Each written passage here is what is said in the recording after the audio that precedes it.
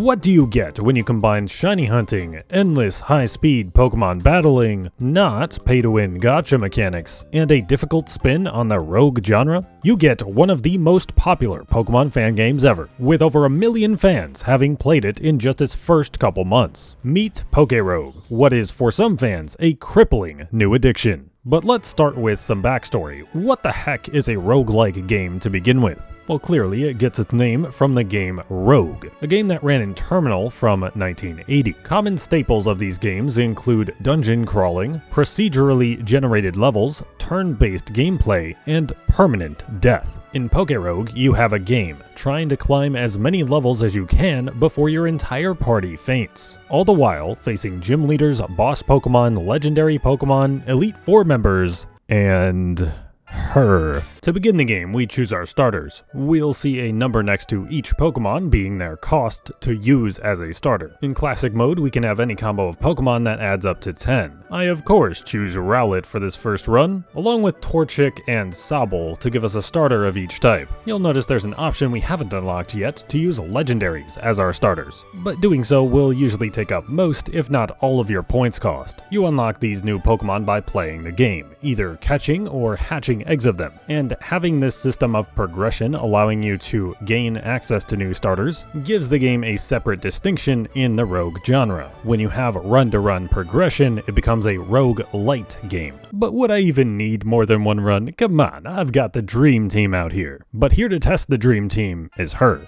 This is Ivy, the rival of this game, and she starts this rivalry off right by stealing my Borb and making me commit violence against one. This is an act of war. Torchic takes care of her, and us being so jacked and strong already, she thinks we cheated. That's what she gets for taking my Borb though. We make it to level 10, giving us a boss Pokemon that will have 2 health bars. For now it's just a wimpy Pokemon, but it can become a problem later on. Most pokerogue runs will start off very similar, usually being in the same areas, having the same threats at the beginning, with one possible divergence at level 20. It can be a boss Pokemon, or it could be a gym leader, and if it's not a gym leader now, it will be at level 30, and from that first gym leader fight, it will happen every 30 levels. We got Ceylon, the grass-type gym leader from Gen 5, and you could see a lot more Gen 5 in a previous video if you know what I'm saying. Being a grass gym leader, Torchic makes quick work of it, and upon defeating a gym leader, the game gives you an egg voucher.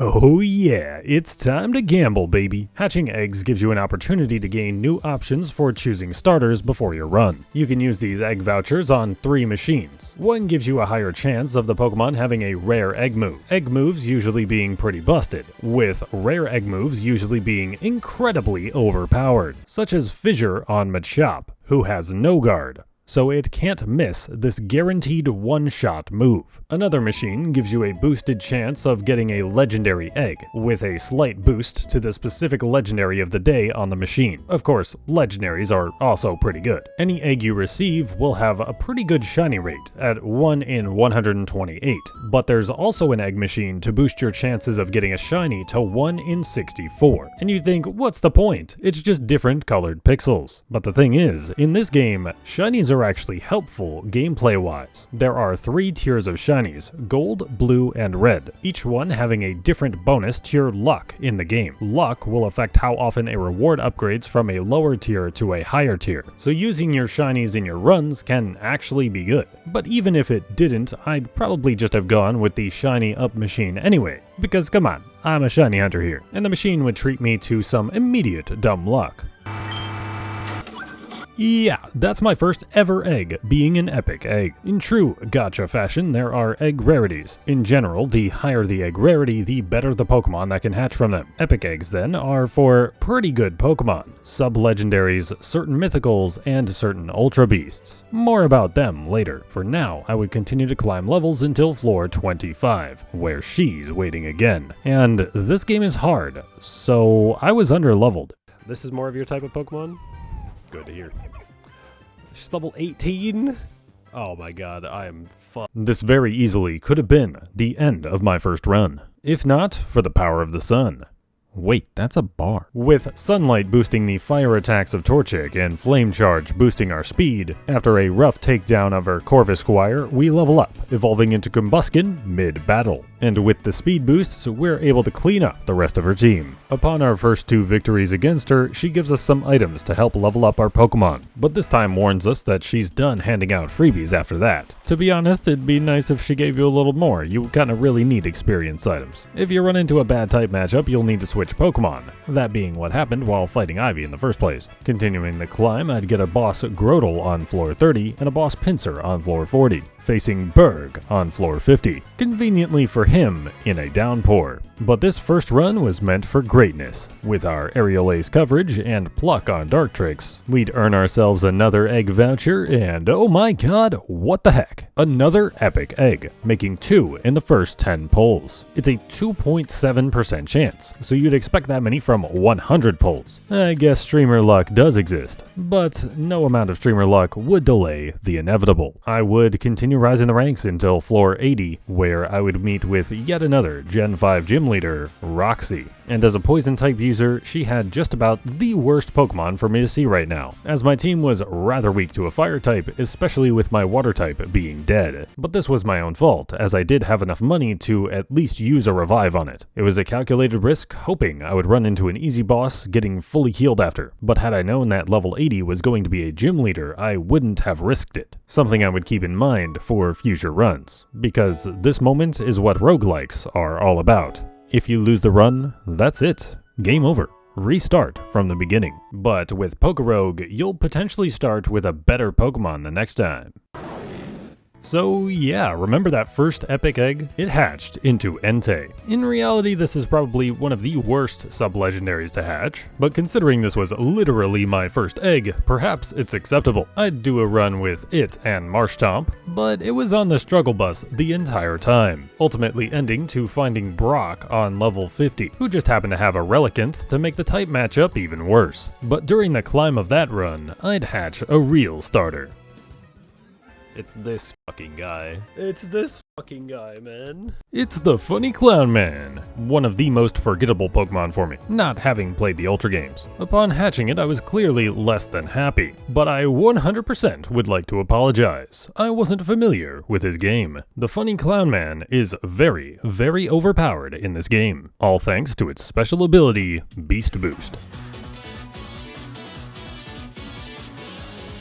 As you're climbing levels in pokerogue, stat boosts carry over from fight to fight, until the beginning of a trainer battle or switching biomes, which happens every 10 levels in classic mode. This makes setup moves and abilities extremely valuable, because unless there's a trainer involved, you'll typically only struggle for a floor or 2 per biome, with the rest of the floors being an absolute cakewalk. This does come at the cost of being more expensive to take as a starter, but just do it. Me, being the idiot I am, I started another run with Entei. This one did go considerably better, actually becoming the best run so far, making it all the way to floor 90, with a much better looking team. However, I ran into a bit of a problem. It was raining, which would have been good for my Swampert, but we faced off with the Grass-type gym. So yeah, that didn't go too well. But this was our new furthest attempt, floor 90 being almost halfway to the end of Classic mode, which is at floor 200. These games can take a long time, especially when you start off, so it took about 5 hours for these 3 attempts. Having learned a lot about the game, I called it a day, hoping to get a bit further on day 2. I would start day 2 with a full starter run, abruptly ending to Ivy's Grass-type starter being shielded by the rain. But with that run's failure, it was finally time for the true star to shine.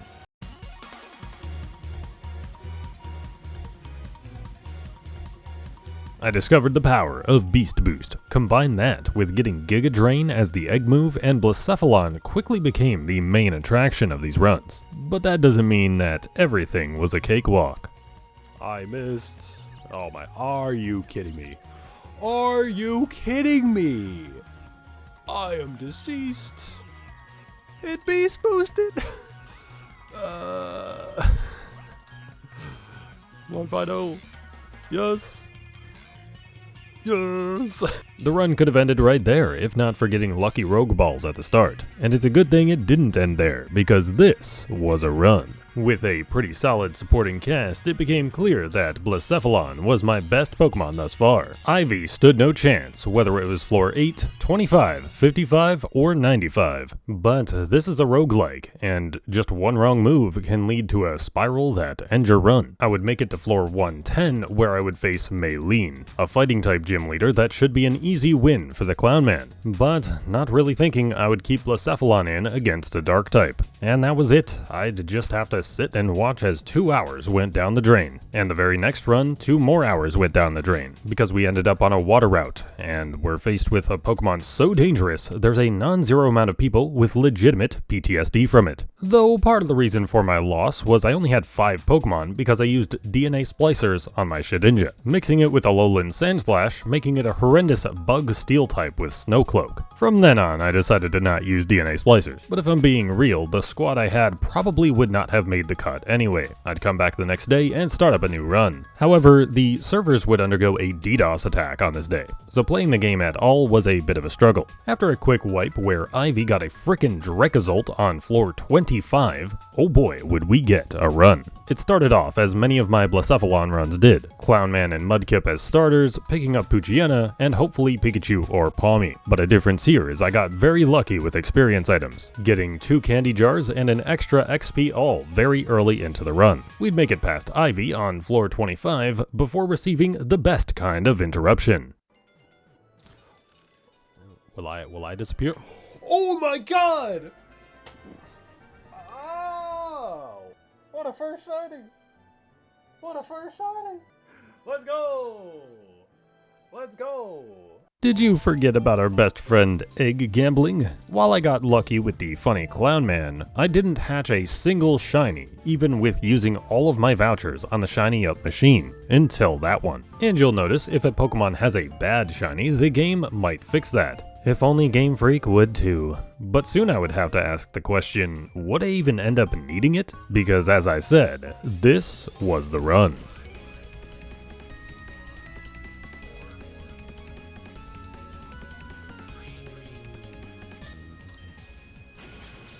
Magearna?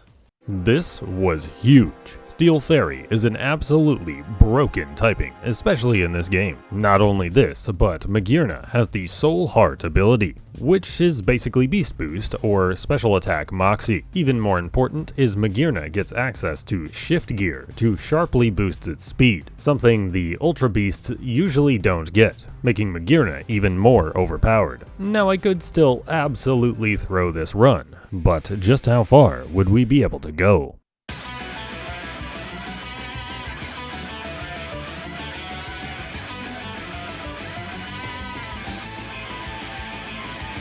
A new personal best. We'd blast through 110 into the 120s, 30s, then 40s. However, at this point, it's been a while since we've faced her, and this time she's packing heat. Multiple boss Pokemon, a terastallized starter for a double stab damage bonus, and this thing. Dear God, why? The custom shiny doesn't help her beat you or anything, by the way. It just looks badass. She was absolutely handing it to my team here. A couple dumb decisions and it wasn't looking good. But I just had to remember one thing. Okay. Just go for it. Just go for it. Just go for the Blacephalon sweep. Just go for it. Yes. Just go for it. Just go for it. Yes! Just go for it! Trust in the Clownman! Trust in the Clownman! Trust in the Clownman! Let's go! The Clownman did it, pulling out the crazy reverse sweep against Ivy. With a grass gym leader after that, we'd be able to continue to climb, picking up a permanent Mega Evolution for Swampert, and hatching Ho-Oh and Ting Lu along the way. But unfortunately, the DDoS attack got the best of the servers, shutting them down for an entire day, leaving me stuck on level 175. I did have another project to be working on, which you can watch me work on the Twitch, by the way, just saying. But it was a bit of a downer. It took me out of the zone, and when you're not in the zone, it's hard to be ready for the Elite Four, which was starting at floor 182. And it's especially hard to be ready for this. If you were traumatized by Cynthia in your childhood, I've got good news. She's even harder in this game. She has 3 terrestrialized Pokemon, one of them being Giratina. On such a difficult opponent, there's very little room for error. One unassuming switch from Mightyena to Breloom, getting Breloom knocked out early, was all it took to send the run into a downward spiral. I may have miraculously been able to take down Garchomp due to the AI being stupid at times, but I'd lose at the hands of the devil. That was the run, and it all went up in flames. Now, it's worth mentioning that you can save scum in the game, as it only saves at the start of every level, so if things aren't going well in a particular battle, you can refresh the page, starting back from the beginning of the battle like nothing happened. But if you ask me, that's kinda lame. The entire point of the game is if you lose, and have to start over. The only time I allowed this personally was when faced with a legendary Pokemon I was able to catch,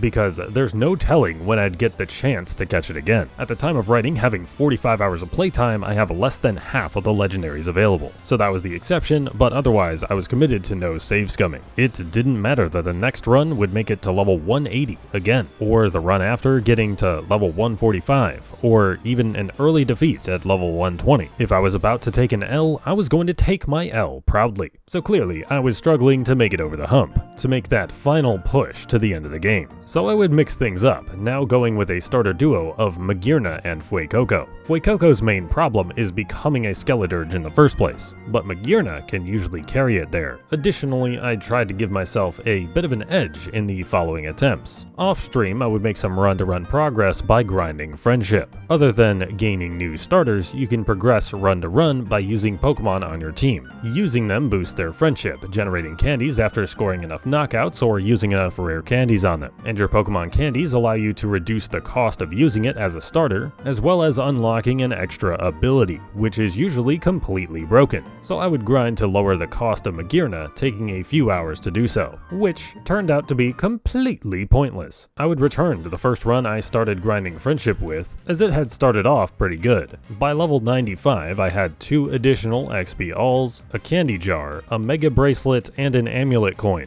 eventually having picked up Abomasnow, Altaria, Malamar, and Caracosta. I don't have the footage for this though, because I was doing this on my phone, which you can do cross-platform by the way. From level 95, I would continue this run on stream. Ivy would come to fear 2 simple words: Shell Smash, letting Caracosta breeze through the majority of her team after a single one. This team was great. We'd coast through to level 120, where we'd face a bit of a scare with Gym Leader Juan, having a back and forth battle which I almost lost due to an accuracy drop. It came down to our final Pokemon, Skeledirge versus Swampert, with Skeledirge barely outspeeding for the victory. After the battle, we're gifted with some breathing room before the next Ivy fight, but before that could happen, I'd have a stroke of luck. Okie dokie. A random boss encounter for Funny Dog Man. Adding another legendary to the team, I'd be looking extremely solid. I did have to reset a few times, but I'd find myself a timeline where we'd grab it in a Rogue Ball, replacing Altaria with it, and we were now looking pretty stacked. But that doesn't mean it's impossible to throw the run, as at the start of the fight with Ivy on 145, I'd use Ingrain on Abomasnow, which prevented me from switching away from her Arcanine, giving me an immediate 5 Pokemon to 6 disadvantage. Just look, I was trying my best to lose this, but just as I trusted in Clown Man before, I trusted in the Gearbox now. ORAS crucially takes out Arcanine, scoring 4 knockouts before she's faced with Rayquaza, where the game decided to troll me. +4 for this. I missed again! Oh my god, this game.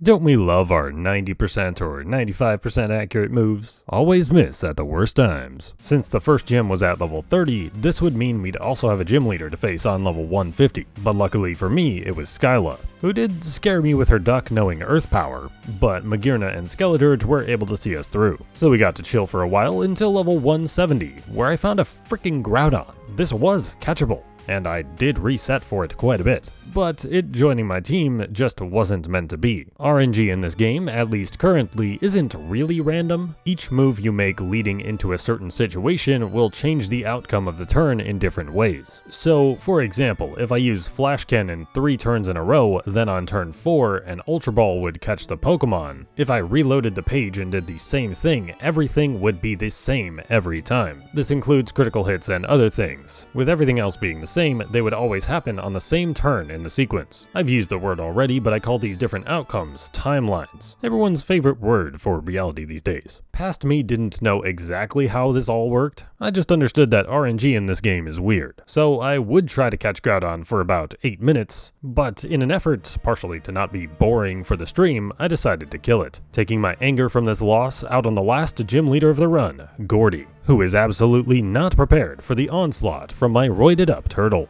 And so it was time for the Elite Four. Round 1.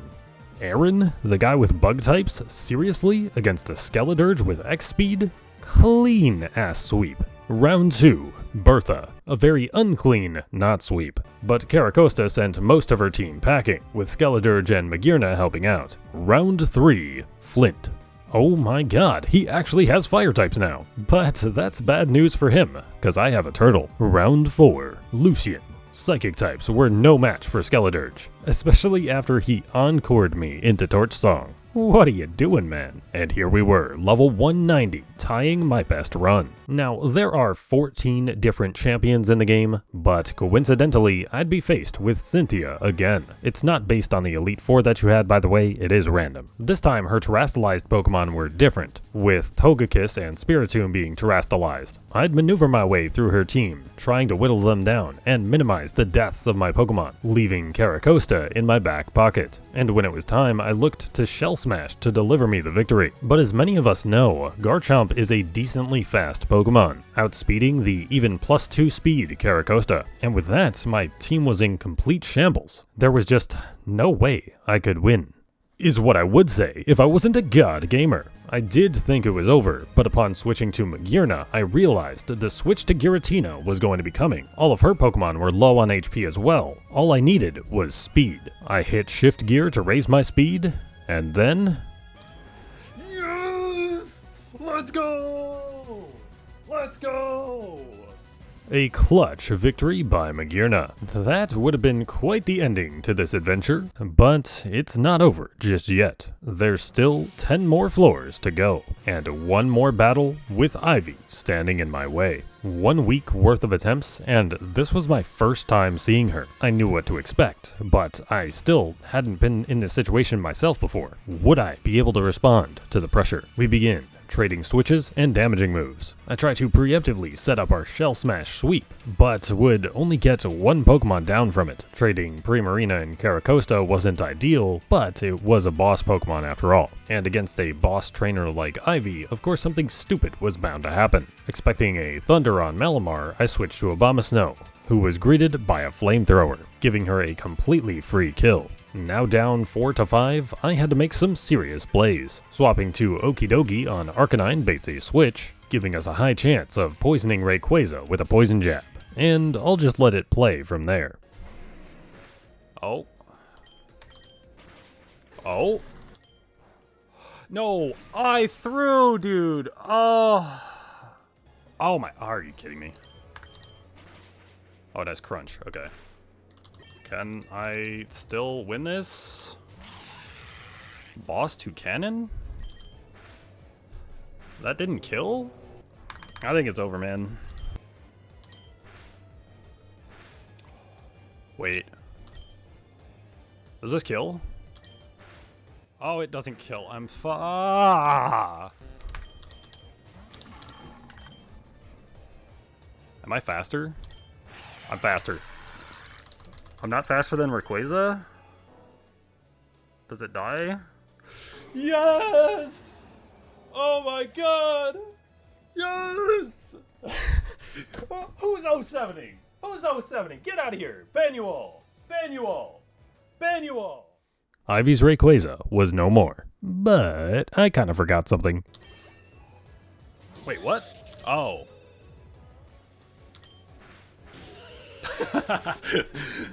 Phew.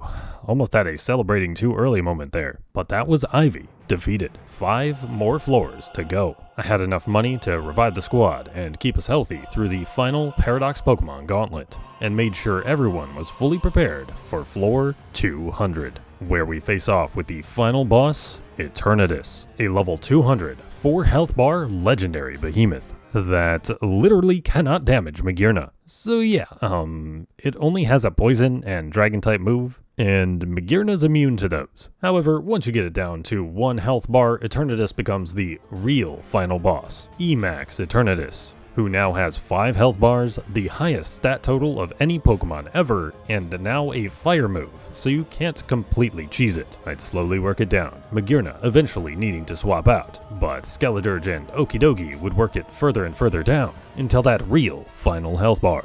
And the game was absolutely trolling me. No, I'm fine. Carcosa the goat. Missed! Oh my god. Missed again! Magnificent.